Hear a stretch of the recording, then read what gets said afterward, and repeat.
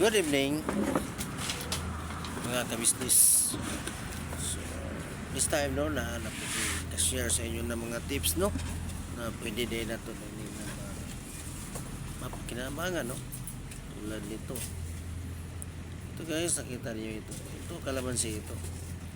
Pero marami tayong mga benepisyo dito. Tulad na iinom na ito ng juice. Tambal ito sa ubo. Tulad na may maling odor. At saka tulad na yung mga tigyawat, yung mga yung mga tingkas natin yan, mga bugas-bugas dito sa naong natin. Ito lang ang gamitin natin guys. Matindi ito guys. Ano mo eh, nus-nus mo yan. Katapos supsupin mo. Yan. Masarap ito. Mawala pa yung mga bigas mo sa face mo at saka tambal pa ito ng ubo. Juicin mo ito.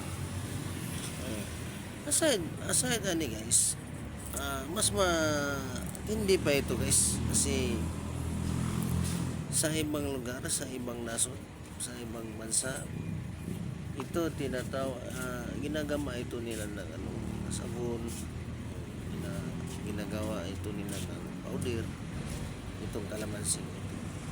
So ito guys, bisa ito maglunas ng ating katawan tulad ng ubo o kaya sa i-juice mo lang ito. Okay na ito, goods na ito mga idol. So yun lang mga idol. Kung may nalalaman ka about dito, tulad nito kalamansi ito, please follow and share na lang no?